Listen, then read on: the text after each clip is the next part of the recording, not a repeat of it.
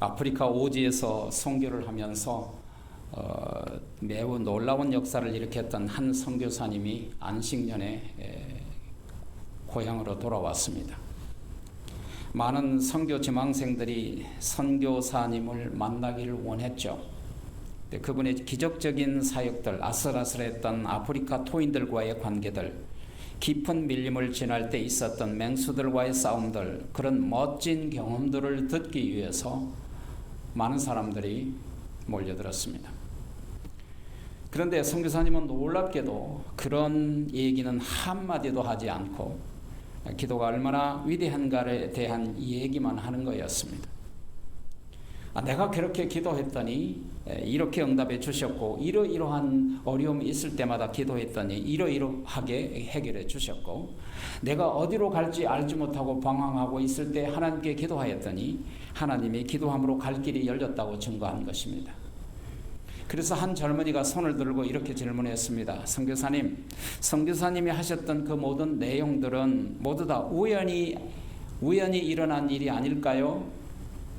그때 선교사님이 굉장히 흥미로운 대답을 하셨습니다.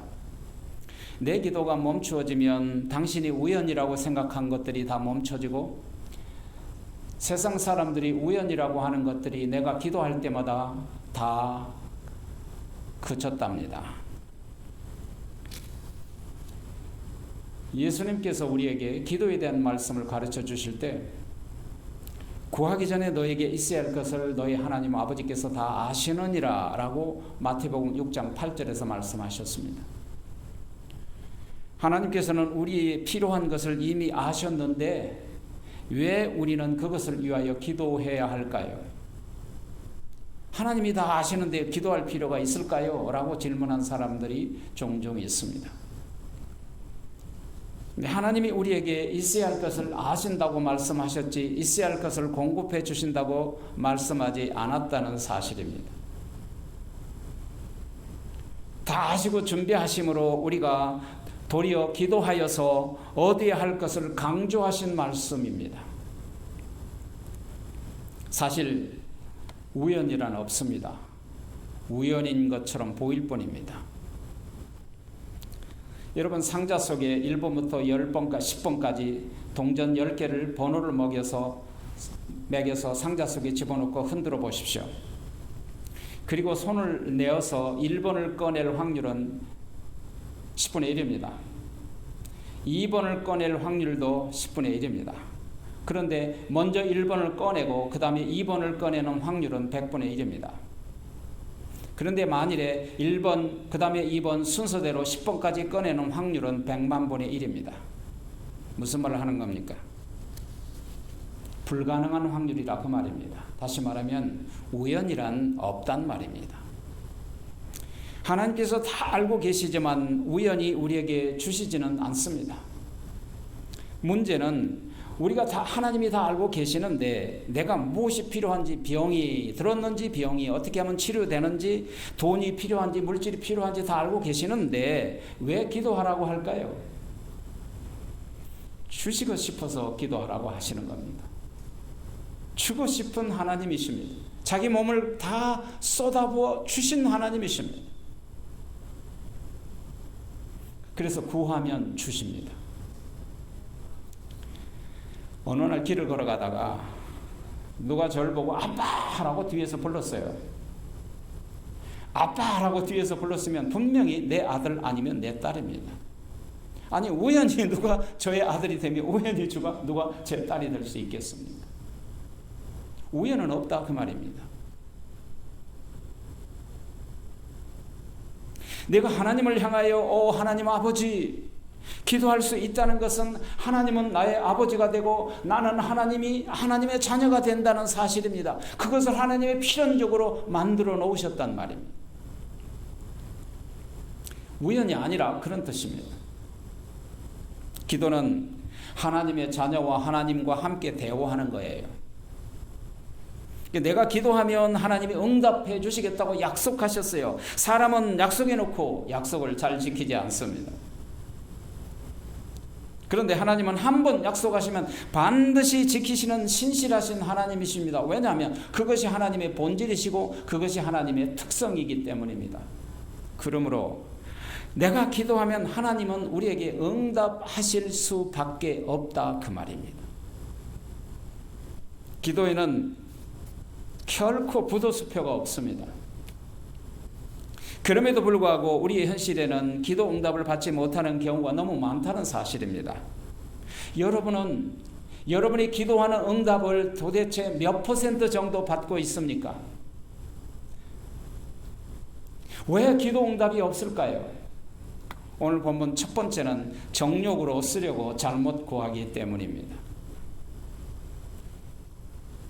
이 정욕으로 쓰려고 잘못 구한다는 이 구절에 보면 두 단어가 등장합니다. 싸움과 다툼입니다. 싸움이라는 폴레모이라는 말은 국가와 국가 간의 전쟁을 말합니다. 다툼이라는 마카이라는 말은 작은 규모의 분쟁을 의미하는 것입니다. 이 세상은 국가와 국가 간의 전쟁이 끊이지 않습니다. 그래서 역사학자 토인비는 인류의 역사는 전쟁의 역사다 그랬습니다. 큰 싸움은 언제든지 작은 싸움에서부터 시작합니다. 큰 불도 성냥개피 하나에서부터 시작합니다. 애들 싸움이 어른 싸움 된다는 말이 있지 않습니까?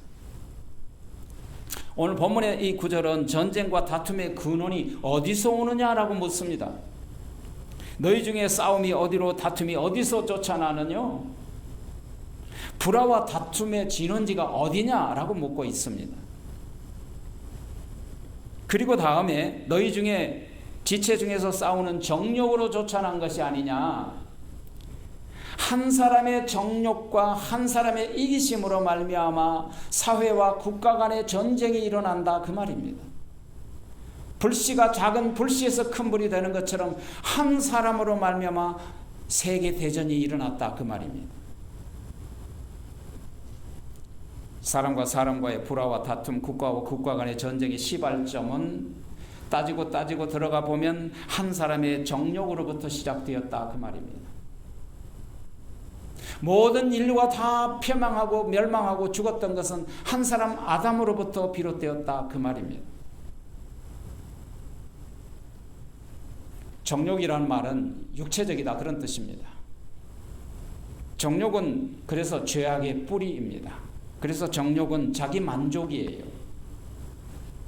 자기 만족이란 자기 자신을 위한 이기심으로부터 오는 거죠.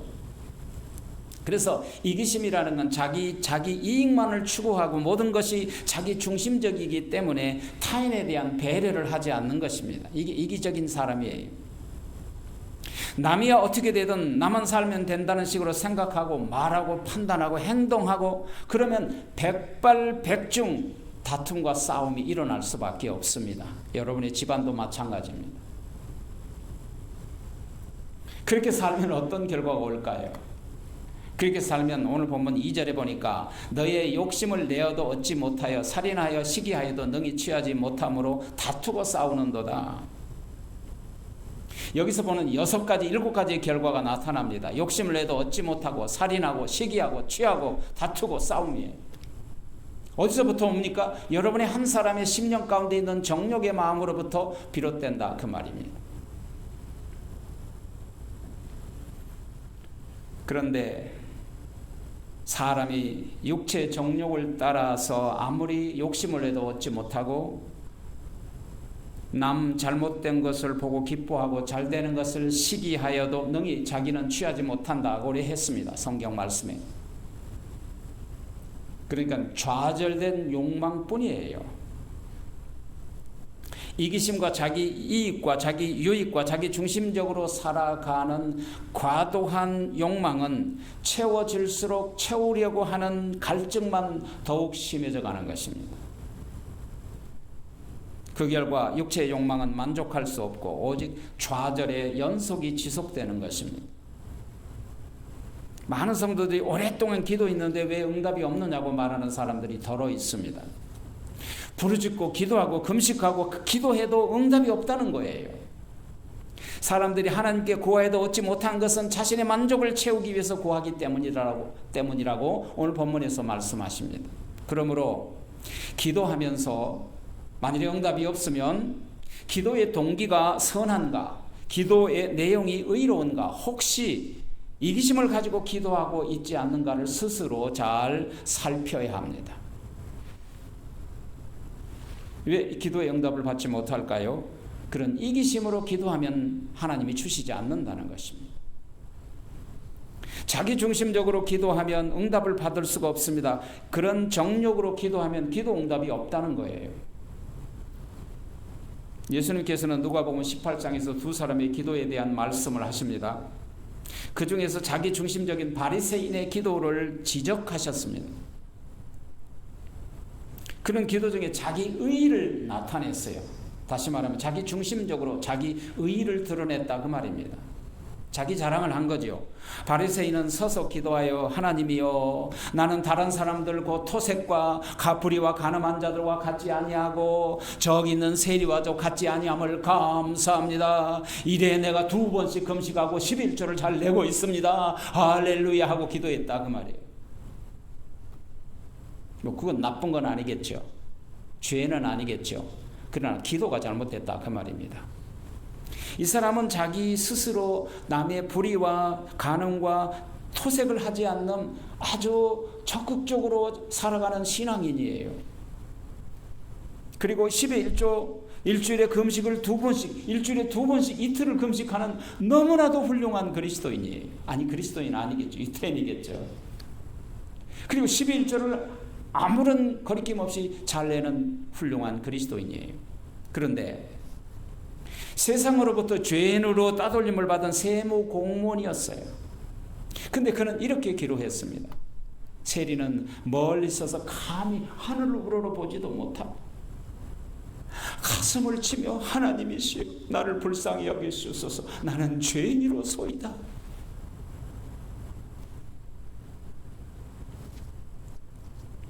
하나님이 그 중에 누가 응답을 받았습니까? 둘 중에 예수님이 이렇게 심판하셨어요. 저 바리새인이 아니다. 이 세리가 의롭담을 받고 그의 집으로 돌아갔느니라. 무릇 자기를 높이는 자는 낮아지고 자기를 낮추는 자는 높아지리라. 기도 응답을 받은 사람은 세상에서 죄인 취급받고 천대받은 세무 공무원이었습니다. 하나님으로부터 잘했다고 의롭다고 칭찬받는 사람이 됐습니다. 하나님으로부터 의롭다함을 받았다는 말은 무엇입니까? 죄 용서함을 받았다는 뜻입니다. 죄인은 불의합니다. 근데 죄 용서를 받으니까 의롭게 됐다는 거예요. 불의한 죄인이 용서받고 의롭다함을 받았습니다. 왜 의롭다함을 받았습니까? 자기를 낮추고 겸손하게 하나님께 나갔기 때문입니다. 자기 의를 버렸습니다. 자기 자신을 낮추었습니다. 자기 뜻을 버렸습니다. 그래서 하나님께서 그를 높였다는 거예요. 그러므로 겸손한 태도로 기도해야 합니다. 어떤 사람들 보면 하나님께 기도를 그냥 큰 소리 치듯이 명령하듯이 웅변하듯이 높은 사람이 낮은 사람에게 하듯이 그렇게 기도하는 사람들이 더러 있습니다. 기도의 태도에 대한 문제입니다. 우리는 하나님 앞에 죄인의 모습으로 겸손하게 간절한 태도로 기도해야 합니다. 오늘 보면 4절에 보면 간음하는 여자들이요 그랬습니다. 모이칼리테스 그 말은 하나님을 배반하는 영적인 간음자들을 말하는 것입니다. 어떤 사람은 교회 다니면서 절간에 가서도 기도하고 교회 와서도 기도한대요. 잘 들으세요. 하나님은 그런 사람 기도 절대 들어주지 않습니다. 그런 사람은 구원 받을 수도 없고 천국 갈 수 없습니다. 어찌 한 사람이 두 주인을 겸히 섬기겠느냐?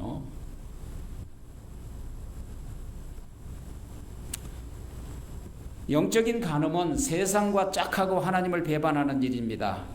여러분 남편과 아내가 같이 살면서 다른 남자 밖에서 만나고 다른 여자 밖에서 만나면 그 용서가 되겠어요? 원수죠. 하나님도 마찬가지예요. 본문에서 이렇게 말합니다. 세상과 벗된 것이 하나님과 원수됨인 줄 알지 못하느냐. 하나님 놔두고 세상에 가서 짝하고 있으면 하나님과 원수라 그 말이에요. 세상이라는 것은 하나님 없는 것을 말합니다. 세상은 정욕적이고 쾌락적입니다. 세상은 사탄이 지배합니다. 세상은 하나님을 대적해요. 예수 못 믿게 하는 것이 세상이에요. 그래서 세상과 짝하고 세상과 연합하고 세상을 따라가는 것이 하나님과 원수라고 말씀하시는 거예요. 그런즉 누구든지 세상과 벗되고자 하는 자는 스스로 하나님과 원수된 자다라고 말씀하세요. 그런 사람의 기도는 받지 않고 듣지도 않는다는 것입니다. 왜 기도 응답을 받지 않습니까? 오늘 본문 3절에 보면 구하여도 받지 못한 것은 정욕으로 쓰려고 잘못 구하기 때문이다 그 말이에요. 죄의 욕망은 채워줄 수 없고 오직 좌절만이 있을 수밖에 없어요. 왜 기도 응답이 없을까? 두 번째로는 하나님께 구하지 않기 때문이에요. 구하지 않으니까 없죠. 구하지 않기 때문에 얻지 못한 건 아주 너무나도 쉬운 법이잖아요. 자녀들이 아침에 학교를 가는데 부모님은 자녀들이 아침을 먹고 가야 할 걸 다 아십니다. 하나님이 다 아십니다. 근데 아침밥을 먹고 준비해 놓고 기다리고 있습니다. 밥 먹고 싶은 자녀들의 마음보다도 밥 먹고 가기를 원하는 부모의 마음이 훨씬 간절합니다. 그런데 아들은 준비해 놓고 간 밥을 맛있게 먹고 가는데 딸은 아침을 먹지 않고 갑니다. 누가 엄마의 마음을 속상하게 했습니까? 딸입니다. 기도에 있어서도 동일한 법칙이라 그 말이에요. 여러분, 있어야 할 것을 다 하신 우리 하나님 아버지께서 여호와 일에 준비를 해놓고 구하기를 기다리고 주고 싶은데 구하지 않고 기도하지 않기 때문에 나눠줄 수 없단 말입니다. 그것이 아버지의 마음입니다. 속상한 마음. 그래서 하나님께서 속이 상하세요. 예수님께서 겟세마네 동산에서 제자들에게 너희가 시험에 들지 않도록 깨어 기도하라고 했습니다. 여러분, 왜 예수님이 그렇게 기도하라고 했을까요? 제자들이 앞으로 시험에 들 걸 다 알고 계셨다는 말입니다. 그래서 기도함으로 말미암아 그 시험에 들지 않기를 원하여 한시도 나와 함께 기도하여 함께 기도할 수 없더냐. 안타까운 마음으로 제자들에게 3번씩이나 와서 그렇게 말씀하신 거예요. 근데 기도하지 않던 제자들 엄청난 시험에 빠지고 말았죠. 3번째로는 구하면 하나님은 가장 좋은 것으로 주십니다. 하나님은 째째하신 분이 아니세요. 하나님이 응답하시는 기도는 성령의 감동을 따라 기도하면 들으십니다. 오늘 본문 5절에 보면 너희는 하나님이 우리 속에 거하시는 성령이 시기하기까지 사모한다 하신 말씀을 헛된 줄로 생각하느냐? 성령이 시기하는 걸 헛된 걸로 생각하느냐? 뭐 그런 뜻이겠죠. 그러니까 성령님이 시기에 대한 말씀이 나타나는 거예요. 여기 시기는 인간이 하는 시기와는 다른 거죠. 여러분, 남녀 간에 있어서도 마찬가지로 시기와 질투를 합니다. 한 남자와 한 여자가 서로 모든 관심을 집중하여 사랑하는데 다른 대상에게 관심을 갖는다면 당연히 시기와 질투가 나죠. 하나님도 마찬가지세요. 하나님께서는 우리를 불꽃 같은 눈동자로 바라보시고 자기 눈동자처럼 우리를 보호하시며 그리고 모든 집중과 관심을 다하여 사랑하십니다. 그런데 하나님은 그렇게 신실한 열정을 가지고 계십니다. 그런데 누군가 하나님을 떠나 세상과 짝하고 절간에 가서 이러고 있고 그러면 우리 속에 계신 성령께서 질투하시고 시기하시며 성령께로 돌아오시기를 사모하신단 말이에요. 아니, 왜 시기 질투합니까? 사랑하니까, 관심이 있으니까 그런 거죠. 나와 상관이 없으면 질투든 시기든 0.1%도 일어나질 않아요. 그러므로 하나님께서 우리가 하나님을 바라보시기를 원하세요. 우리가 하나님을 의지하기를 원하십니다. 우리 안에 계신 성령님은 우리와 항상 교통하기를 원하십니다. 우리를 부르고 계십니다. 그럴 때 우리에게 주신 것이 있습니다. 우리에게 주신 것이 뭡니까? 성령의 교통을 통해서 기도하기를 원합니다. 그렇게 기도하면 우리에게 주신 것이 뭡니까? 다 같이 읽어봅시다. 시작. 그러나 더욱 큰 은혜를 주시나니 그러므로 일러스되 하나님이 교만한 자를 물리치고 겸손한 자에게 은혜를 주신다 하였느니라. 더욱 큰 것을 주신단 말이에요. 하나님께서 큰 은혜를 우리에게 주신다고요. 하나님을 향하여 기도하면 은혜를 주십니다. 그러므로 일러스되 하나님이 교만한 자를 물리치시고 겸손한 자에게는 은혜를 주신다라고 말씀하시는 거예요. 여러분, 교만한다는 말은 기도가 필요 없다는 뜻이죠. 내가 다 할 수 있으니까 하나님께 기도 안 하니까 그것이 교만이죠. 주님, 나는 부족합니다. 연약합니다. 주님만 의지합니다. 주님께 의존합니다라고 주님에게 겸손히 나아가서 기도하면 하나님께서 높이시고 은혜를 주신다, 그 말이에요. 겸손이란 자기의 부족함을 인식하는 거예요. 겸손이란 자기의 죄를 인정하고 통해 자복하는 것입니다. 그래서 겸손이란 창조주 하나님을 전적으로 의존하는 거예요. 하나님은 자기의 부족함을 인식하고 창조주이신 하나님을 의지하며 겸손한 자를 높이시고 기뻐하십니다. 기도가 바로 겸손의 모양입니다. 겸손의 모습입니다. 저 고등학교 1학년 때 같아요. 아침 학교 가려고 얼마나 비좁은 버스 탑니까? 그때는 차장이 있었어요. 오라 하고 차장을 두들기고 가장 밀어서 안으로 들어가는데 보니까 저 맨 뒷좌석에 자리 하나가 비었는데 보니까 우측에도 여학생이 있고 좌측에도 여학생이 앉아있는데 딱 가운데 하나가 비었어요. 쑥스러워서 가서 앉을까 말까 이렇게 하다가 용감하게 가서 앉았습니다. 근데 가슴이 얼마나 통당거리는지 몰라요. 괜히 아무 말도 안 하는데 그냥 가슴이 괜히 빨개지더라고요. 오른쪽을 쳐다봤더니 최진실처럼 예쁜 여학생이 앉아있어요. 왼쪽을 보니까 자유민주주의 여학생이 앉아있어요. 장난 아니게 제멋대로 자유적으로 생겼다, 그 말이에요. 근데 버스 기사가 버스를 오른쪽으로 커브를 터니까 자유민주주의 여학생으로 탁 기울여서 나도 모르게 내 몸이 그녀에게 탁 안기는 거예요. 어떻게 했겠어요? 얼른 기도했죠. 오 하나님, 시험에 들지 않게 해주옵소서. 조금 후에 반대로 오른쪽으로 커브를 터니까 최순실이 품에 가서 딱 안기는 거예요. 어떻게 했겠어요? 오 하나님, 뜻대로 하옵소서.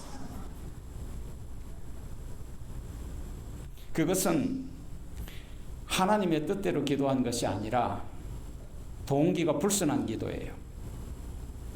이처럼 잘못된 동기가 불순한 기도를 하나님은 받지 않으십니다. 하나님은 우리에게 나쁜 것을 절대로 주시지 않아요. 하나님은 언제나 가장 좋은 것으로 우리에게 준비해 놓고 주시기를 원하세요. 부엌에서 음식하는 엄마에게 치맛자락을 잡고 단 아이가 엄마 그 칼 좀 줘봐 하면 여러분 칼을 아이에게 주겠어요? 주지 않죠. 하나님도 마찬가지예요. 달라고 한 대로 다 주는 하나님이 아니세요. 우리가 그것을 받으면 나빠지든지 해롭게 되면 주지 않으십니다. 왜? 하나님은 다 아십니다. 기도 응답은 세 가지입니다. Yes, no, wait. Yes만이 응답이 아닙니다. No도 응답입니다. Wait, 기다려도 응답이에요. 빌리 그레함 목사님의 부인 루스 그레함 사모님의 간증 가운데 이런 이야기가 있습니다. 하나님이 내 기도를 100% 들어주셨다면 빌리 그레함 목사님과 결혼하지 못했을 거예요. 왜냐하면 저는 결혼하고 싶은 남자가 7, 8명이나 됐거든요.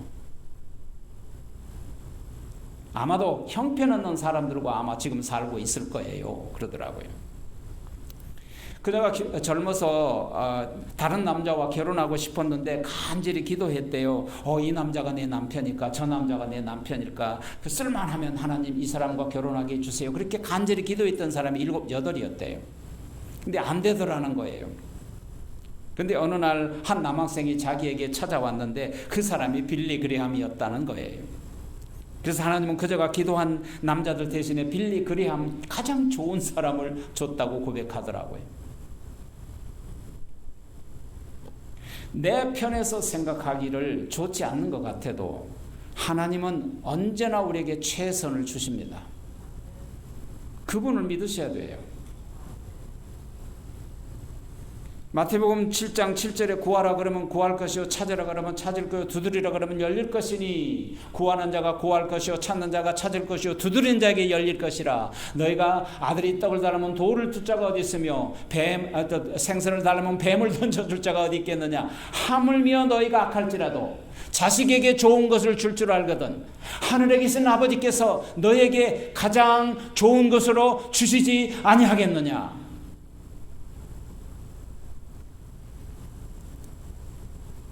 여러분, 기도에도 순서가 있어요. 기도할 줄 모르는 분들은 지금 잘 들으세요. 이것만 들으면 기도의 순서를 알면 잘 돼요. 개인 기도에도 그렇고 공중 대표 기도에도 마찬가지예요. 첫째, 이 엄지손가락을 이렇게 한번 내밀어 보세요. 이건 최고라 그 말이에요. 능력이 있어요. 이 엄지손가락 사랑이에요. 그래서 이 최고는 하나님이시죠. 그래서 손가락을 쳐들고 하나님은 최고예요 그러세요. 하나님은 최고예요. 그 다음에 이 두 번째 손가락은 어머니 손가락이에요. 왜냐하면 고마워요 어머니 고마워요. 어머니 감사해요. 건강 주셔서 감사하고 살펴주셔서 감사하고 그래서 감사해요. 여러분 모든 것을 감사해요 따라하세요.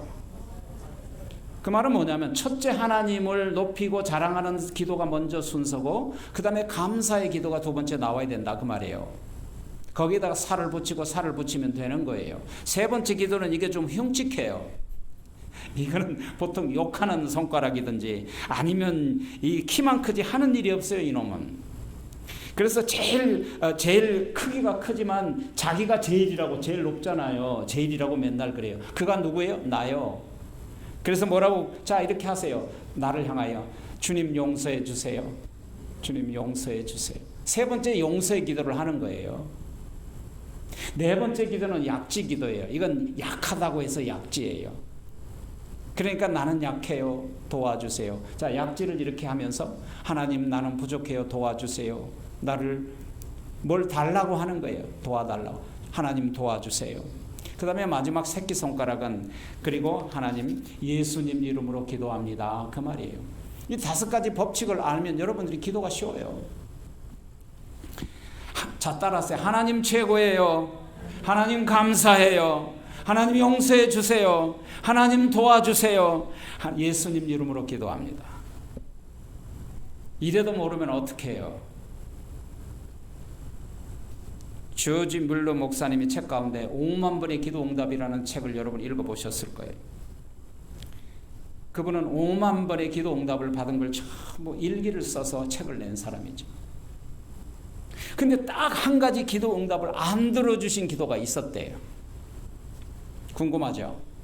그게 뭐냐면 자기 친구 4명이 아주 사랑하고 친한 친구 4명이 있는데 교회를 안 다니는 거예요. 예수를 안 믿어요. 그래서 그들을 위해서 간절히 기도했어요. 근데 3명은 예수를 믿고 교회 다니면서 열심히 신앙생활 하는데 마지막 한 사람은 예수님을 더욱 핍박하고 믿는 사람을 욕하고 더욱 예수를 안 믿는 거예요. 그가 구원받지 못한 상태에서 조지 밀러 목사님이 세상을 떠나셨습니다. 그런데 조지 밀러가 죽었다는 부고장을 그 남은 한 친구가 받고 조지 밀러 집에 들어가서 책을 정리해 주면서 친구를 위한 기도라는 기도 제목의 노트를 발견합니다. 거기 보니까 조지 밀러 목사님은 나는 그 친구를 위해서 정말 어떻게 기도했는가? 아직도 구원받지 못하고 예수 믿는 자를 핍박하는 그를 위하여 나는 정말 얼마나 간절히 기도했는가? 회개의 내용이 있었습니다.